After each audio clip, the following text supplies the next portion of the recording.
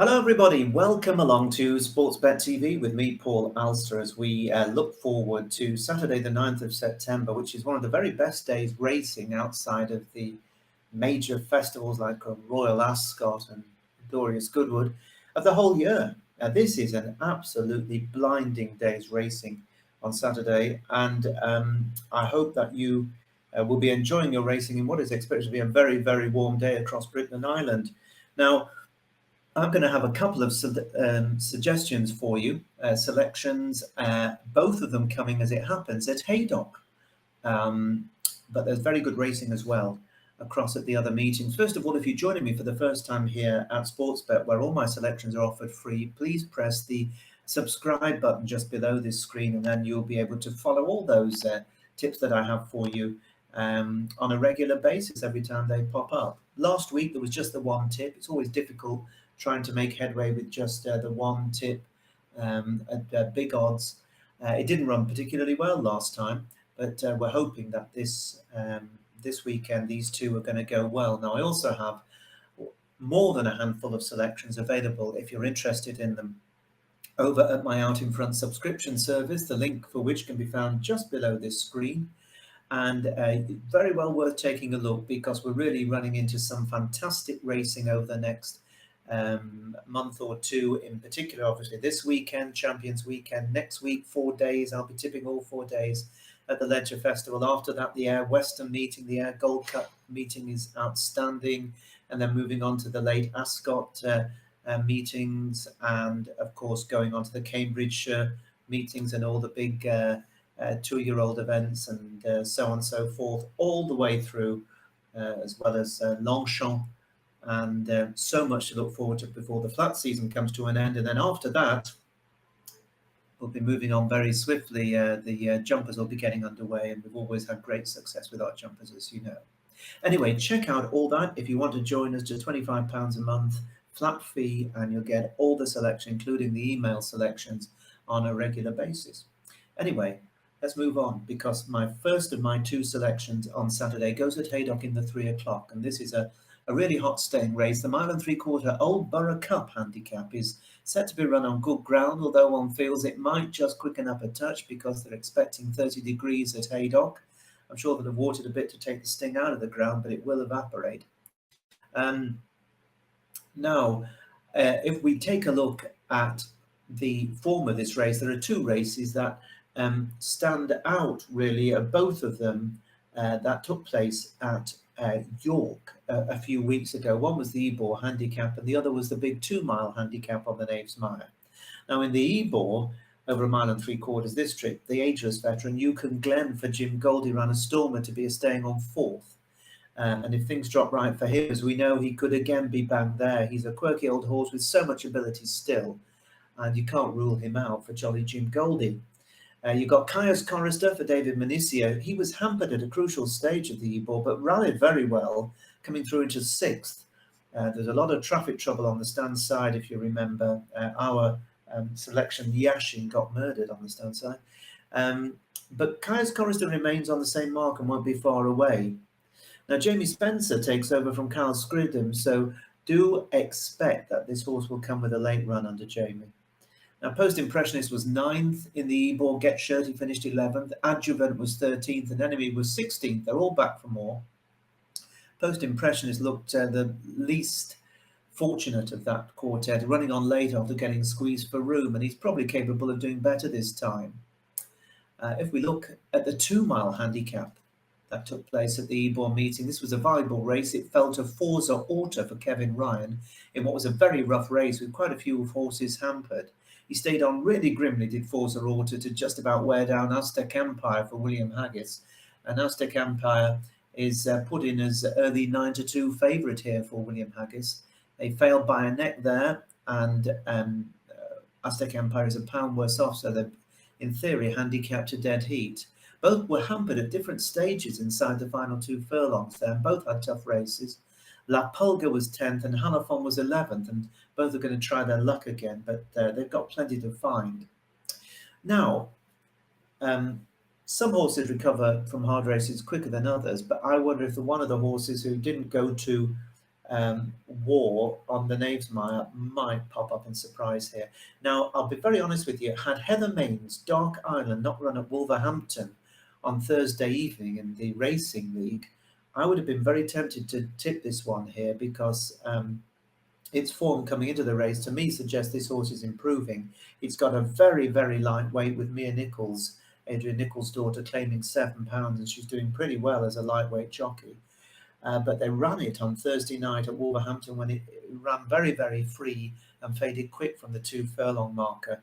It's still declared to run on Saturday, and it's going to feel as if it's let loose under about 7 stone 9.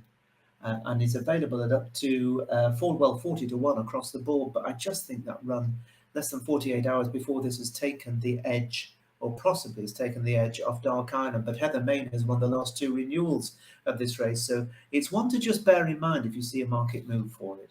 But the other one that I was tossing up really whether to recommend to you, the Heather Main horse or this one, well, the other one is the one that I think has the better chance. On this current good ground, it's going to be absolutely ideal for Tritonic, trained by Alan King, the Mount of Ross Orion, a really classy dual-purpose horse who I'm sure plenty of you know, sparingly campaigned this flat season, having won at Goodwood over 1.5 miles last October on good to soft ground off a mark of 98. He then went on to run during the winter over hurdles. He was a 5th, I think it was, in the Moor Battle Hurdle at Kelso in March, always a good race. And then on better ground, he ran a really good 4th at the Aintree Festival in the 2.5 mile Grade 3 handicap hurdle. This flat term he's failed to figure on suitably soft ground in the Chester Cup. You can forget it when it's soft for this horse. But next time he ran an absolute cracker on good ground at Royal Ascot, finishing 3rd in the Ascot Stakes handicap over 2.5 miles. That was a blindingly good run. But then the combination of the 2.5 miles on soft ground at Glorious Goodwood, where it was a mud bath, of course, were all against him. And Ross Orion allowed him to come home in his own time. Now, I think that the trip here, the 1.75 mile trip at a good gallop, is just perfect for Tritonic. And unlike so many of his rivals who had hard races on the Knavesmire a few weeks ago, he's had a bit of a break since his last run, putting his hooves up, and he should be fresher than most. And I also think that the long Haydock Straight is going to sort a horse who likes to get himself organised and come with a long, steady run. And so it's 16 to 1 each way for 5 places with both Skybet and William Hill at the time of this recording. I think Tritonic is going to give us a very, very good run for our money. And then to my second selection on Saturday, and that is in the following race at Haydock. It's the big one, the Group 1 Haydock Park Sprint Cup. 17 runners on ground that is officially good, but maybe a touch quicker. And, well, the pressure's all on Yorkshire-based Julie Camacho, who, it must be immense pressure for her. She's truly got an outstanding sprinter on her hands in the shape of Shaquille, who's already put a series of mighty performances up this season, most recently winning both the Commonwealth Cup, Group 1 at Royal Ascot, and the July Cup, both times after breaking slow, particularly at Ascot, where he completely missed the break. And quite how he had the wherewithal to come through and pick up good horses and then go away from them. It was extraordinary. Now, they've been working hard on this horse at home to get him to jump off on terms, and if he does, then this terrific-looking colt might run away with this £400,000 prize and complete a Group 1 hat-trick. He is hot favourite. Even money is the price for Shaquille, and as a layer, you'd probably be frightened to lay any bigger than that because he's a horse with so much ability, but there's no such thing as a certainty. I'm sure some of you saw the 2-horse race at Ripon earlier this week. Was it Wednesday night? The 2-horse race, 1 to 25 shot, got beat. So these things happen, and they are not machines, and sometimes they just have an off day, or sometimes they just don't get the luck in running and things don't happen. So unless you're a big punter wanting to stick a chunk on and even money, then you probably won't be backing Shaquille, even though, like me, you'd love to see a great sprinter put up a big performance. But what Shaquille's presence has done is well and truly open up the race for each way punting, because at the time of this recording, Friday afternoon, they're betting 11 to 1 bar 1, which is almost unheard of in a Group 1 race. You know, we're going back to the times of Frankel and stuff like that, where they were betting, long odds on, and you were getting, 16 to 1 bar 1. Now, there are plenty of horses in this race who are at least capable of reaching the frame if things drop their way. Always the same with sprinters. I'm going to be backing two in the race, one of which I'm recommending at Out in Front, and you can get that by clicking on the link below this screen and signing up. The other one is a horse called Run to Freedom, trained by the veteran handler now, Henry Candy, and the mounted Trevor Whelan. Now, last time out, the case in point really about the odds here, because Henry Candy's stable's star really did stay on well from off the gallop, and he came home second to Shaquille in the July Cup at Newmarket. Remember, he also filled the same position of second last October in the Group 1 Champion Sprint at Ascot, where he found only Kin Ross too good for him in a field of 18. And believe it or not, they sent him off that day at 150 to 1. So, they do sometimes tend to overlook the chance of horses in sprints. He seems to run his best races in Group 1 races. And also, his best efforts, really, his winning efforts, have come on a decent surface.